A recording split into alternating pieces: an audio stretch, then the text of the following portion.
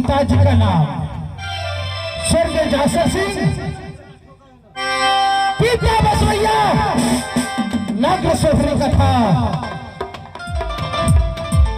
मैं केवल इस दुनिया के अंदर केवल दो भाई का प्यारे हूँ। मेरे भैया का नाम यमरपति आल्हा है और मेरा ही नाम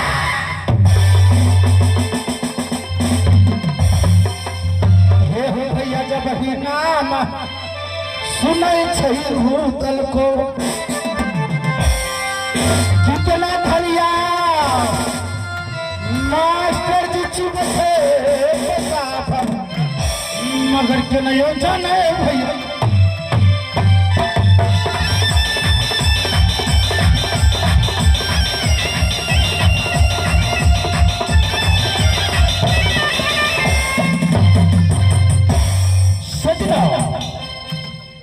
राज्य महोत्सव के दरमियान केवल दो भाई का भैयारी हो।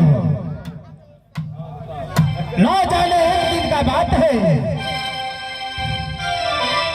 मान्य बल बबरी में सेना लाख गाय चराने का काम किया करता था। उस समय राज्य परिष वीर भिखम झा का पुत्र जिनका नाम देवनंदन झा है, वह भी सेना लाख गाय लेकर बलबबड़ी जंगल में आ गया।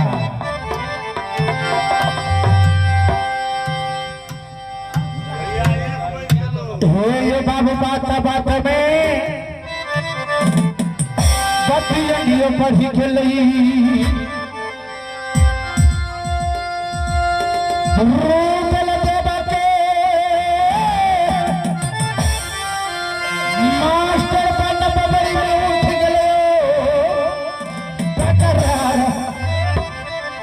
झगड़ा फैसला 7 दिन तक ना भेले तो सभापति सुनलियो ध्यान लगाए। लेकिन सुनियो कहानी भैया,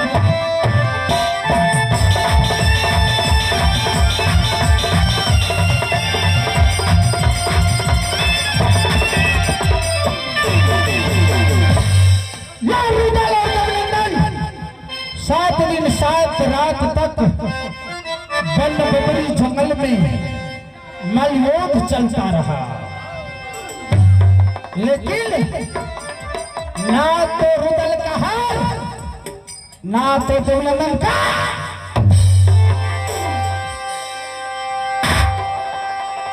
ना तो रुदल का हार हुआ ना तो देवनंदन का जीत। ना जाने उसी क्षण मां दुर्गा भवानी उसी बलबबड़ी जंगल में प्रकट हुआ। हे बाबा बाह पकड़ के रोगल के तो ससुर लगल कई लगा दल कई मैया जगत जननी